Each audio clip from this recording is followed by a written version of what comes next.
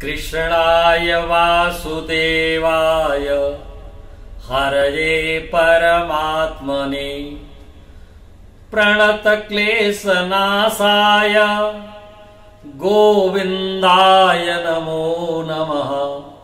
गोविन्दाय नमो नमः।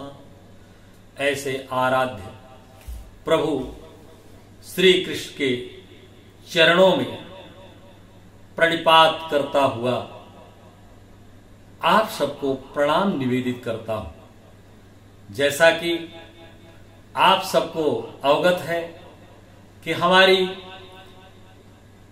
यात्रा गीता के प्रथम अध्याय की श्लोक संख्या 13 तक पहुंच चुकी है। उसी क्रम में हम आप सबको अवगत कराना चाहते हैं कुरुक्षेत्र के मैदान में 18 अक्षौहिणी सेना आमने सामने विराजमान। 11 अक्षौहिणी सेना कौरवों की तथा 7 अक्षौहिणी सेना पांडवों की है। मित्रों, पांडवों की सेना तो कम है, कौरवों की सेना अधिक है, लेकिन यदि हम गुणात्मक विश्लेषण करेंगे तो तीनों लोकों के स्वामी जहां विराजमान हैं वहां हम यही कह सकते हैं कि जयस्तु पांडु पुत्राणाम एसाम पक्षे जनार्दना। पांडु पुत्रों की जय हो जहां तीनों लोकों के स्वामी स्वयं आकर के विराजमान। मित्रों, 2 प्रकार का यहां पर युद्ध चल रहा है। कौरव और पांडवों के युद्ध के साथ साथ में भक्त और भगवान का भी युद्ध चल रहा है। भीष्म पितामह जी प्रतिज्ञाबद्ध हैं कि मैं आज अपनी युद्ध कुशलता से भगवान श्री कृष्ण को अस्त्र उठवा दूंगा, और भगवान श्री कृष्ण अपनी प्रतिज्ञा में आबद्ध हैं कि मैं अस्त्र नहीं उठाऊंगा। भीष्म पितामह जी कुरुक्षेत्र के मैदान में विचार करते हैं कि दोनों सेनाओं में बड़े बड़े महारथी विराजमान हो गए यहां पर, परंतु अभी तक भगवान श्री कृष्ण यहां पर उपस्थित नहीं हुए, और यदि वो कुरुक्षेत्र के मैदान में आएंगे ही नहीं तो मैं युद्ध किससे लड़ूंगा, मेरी प्रतिज्ञा तो धरी की धरी रह जाए। इस तरह से भीष्म पितामह जी अपना वैचारिक मत प्रस्तुत करते हैं, और पूर्वांचल के बहुत ही विद्वान और प्रतिभाशाली व्यक्तित्व के धनी पंडित चंद्रशेखर मिश्र ने वर्णन किया है। मैं 4 पंक्तियां प्रस्तुत करना चाहूंगा कि किस तरह से प्रायश्चित कर रहे हैं भीष्म पितामह जी। कहते हैं कि जानी पर सुन ले हारी हुई है, और भीषम से रणमा पड़े पाला, और ठानी हमारे सुने डरी गईलन, लागत बा कछु दाल में काला, और गांडीव कीटन कारण होत, ध्वजा पर न हनुमान दिखाला, और प्रायः वीर सबय रण अइले, पयाजल नाही पीतांबर वाला। भगवान कृष्ण तो अभी तक आए नहीं, सारथी बन करके अर्जुन को लेकर के, तो मैं युद्ध किससे लड़ूंगा। इस प्रकार के विचारों में लोड़न विलोड़न करने वाले भीष्म पितामह जी के अंतर्गत द्वंद्व चल रहा था। इसी बीच में भगवान सारथी बन करके अर्जुन को लेकर के जिस रथ को सफेद घोड़े खींच रहे हैं उसमें बैठ करके अर्जुन के साथ में दिव्य शंख को बजा देते हैं। और किस तरह से गीता में वर्णन है, मैं वह श्लोक प्रस्तुत करता हूं। ततः स्वैतै हयैः युक्ते महति स्यन्दने स्थितौ माधवा पांडवश्चैव दिव्यो शंखो प्रदद्मधु। ततः स्वैतैः हयैः युक्तैः, इसके बाद, किसके बाद? जब रणभेरी के बाजे बज गए और भयानक युद्ध का वातावरण बन गया, उसी समय भगवान श्री कृष्ण रथ पर सवार होकर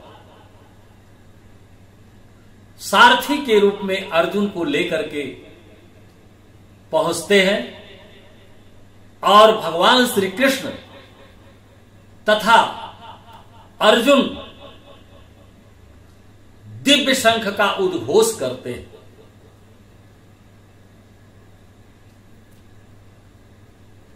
आइए एक बार पुनः इस श्लोक का वाचन करते हैं। तथा स्वैतैः हयैः युक्ते महति स्यन्दने स्थितौ माधवा पांडवश्चैव दिव्यो शंखो प्रदद्मतुः। 15वें श्लोक में स्पष्ट किया गया है कि पांडव कौन कौन सी शंख बजा रहे हैं, उनके नाम स्पष्ट हैं और शंख का नाम भी स्पष्ट है। पहले तो भगवान श्री कृष्ण कौन सी शंख बजाते हैं और अर्जुन कौन सी शंख बजाते हैं, उन शंखों के नाम स्पष्ट किए गए हैं। पांचजन्यम ऋषिकेशो देवदत्तम धनंजयः पौंड्रम दधमो महाशंखो भीमकर्मा वृकोदरा।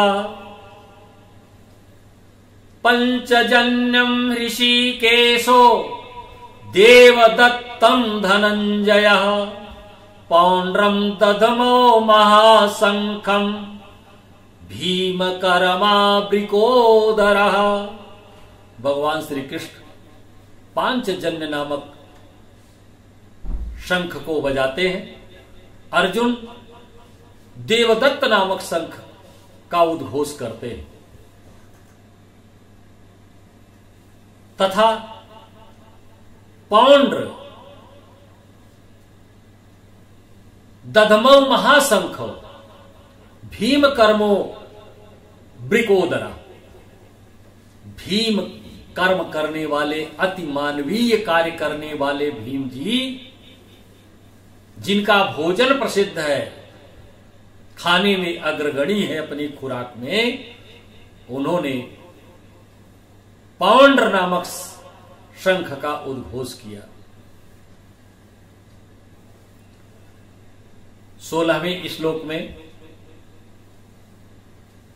अनंत विजयम राजा कुंती पुत्रो युधिष्ठिरः नकुलासा देवश्च सुघोषमणि पुष्पको। युधिष्ठिर कुंती राजपुत्र, महारानी कुंती के राजपुत्र युधिष्ठिर अनंत विजय नामक शंख का उद्घोष करते हैं। नकुल सहदेव, नकुल जी की शंख का नाम सुघोषमणि तथा सहदेव जी पुष्पक शंख का सिंहनाद करते।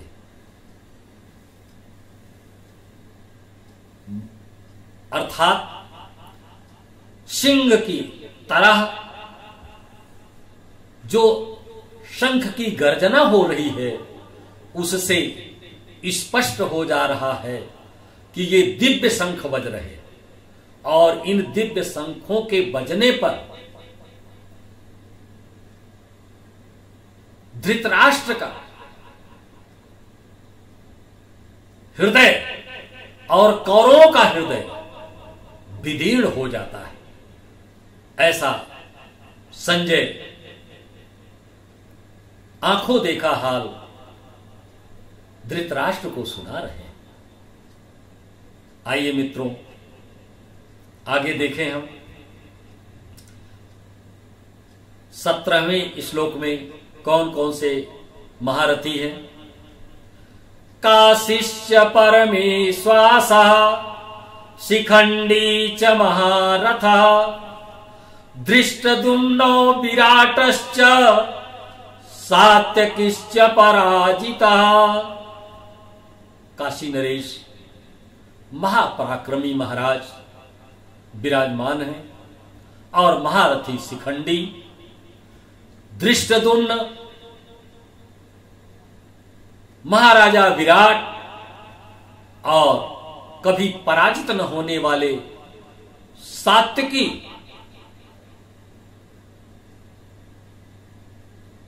ये सब क्या करते हैं उस कुरुक्षेत्र के मैदान में।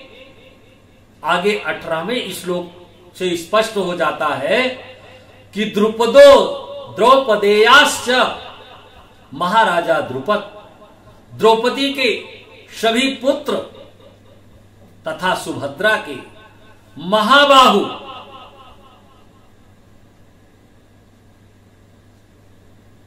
ने अपनी अपनी अलग अलग शंख का उद्घोष किया, अलग अलग शंख बजाए। इससे स्पष्ट होता है कि शंख ध्वनि की गर्जना से युद्ध में विजय का एक प्रतीक स्थापित हो रहा। मित्रों, मैं स्पष्ट करना चाहूंगा कि जिस प्रकार से कौरव और पांडवों का युद्ध चल रहा है, भक्त और भगवान का युद्ध चल रहा है, उसी तरह से हमारे और आपके जीवन यात्रा में निरंतर युद्ध चल रहा है। अनेकों प्रकार की कठिनाइयां हमारे समक्ष आती हैं, और उन कठिनाइयों के भय से यदि हम विचलित होते हैं और डर जाते हैं, तो हमारा भविष्य अंधकार में हो जाता है। इसलिए आने वाले जीवन की युद्ध यात्रा में हम एक महान पराक्रमी बने और युद्धरत हो, तथा ऐसे प्रभु आराध्य जिन्हें कई नामों से जाना जाता है। अभी अभी मैंने वाचन किया ऋषिकेशो। ऋषिकेश कैसे हैं भगवान श्री कृष्ण? इसलिए कि वो इंद्रियों को आनंद प्रदान करने वाले हैं, अर्जुन की इंद्रियों को आनंद दे रहे हैं। और गोविंद इसलिए है कि इंद्रियों तथा गायों की पूजा करने के कारण, इंद्रियों पर विजय प्राप्त करने के कारण हमारे प्रभु गोविंद कहलाते हैं। मधुसूदन नाम आता है भगवान श्री कृष्ण का। मधुसूदन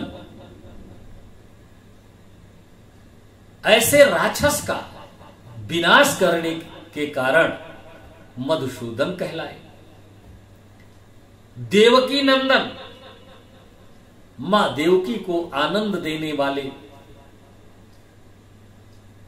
वसुदेव के पुत्र के रूप में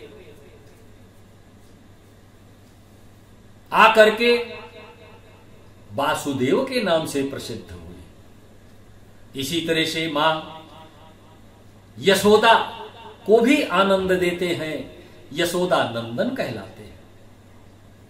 हमारे ऐसे प्रभु का जन्म ऐसी विपरीत परिस्थितियों में हुआ है कि वो सारी विपरीत परिस्थितियों के झंझावातों को तोड़ करके मानो संदेश दे रहे हैं, ये संसार के पुरुषों, बहनों, भाइयों, नवयुवकों, मेरे दर्शन को समझो और कठिन से कठिन परिस्थितियों में विचलित होने का प्रयास मत करो।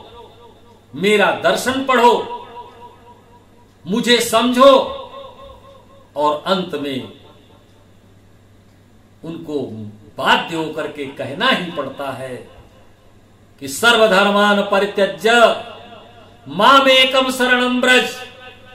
ऐ अर्जुन, सारे धर्मों को त्याग कर तुम मेरी शरण में आ जा, मैं तुम्हें सारे पापों से मुक्त कर दूंगा। अहम त्वाम सर्व पापेभ्यो मोक्षयिष्यामि मा शुचि। इसलिए मित्रों, हम भगवान की शरण में, जो तीनों लोकों के स्वामी हैं, ऐसे प्रभु की शरण में विराजमान होकर के अपने को पवित्र करें, अपने विचारों को पवित्र करें, अपनी भावनाओं को पवित्र करें। अच्छे अच्छे विचार हमारे हृदय में अवस्थित हों, उनका निरंतर आशीर्वाद लेते रहें। आज हमारी ये कथा यहीं पर विराम लेती है। 19वें श्लोक से हम लोग पुनः अपनी कथा यात्रा प्रारंभ करेंगे। आप सबको मेरी बहुत बहुत शुभकामनाएं। आप सब स्वस्थ रहें, निरोगी हों, जीवन का बसंत आपका सदैव पुष्पित पल्लवित होता रहे, मेरी बहुत बहुत शुभकामनाएं हैं। राधे राधे, जय श्री कृष्ण।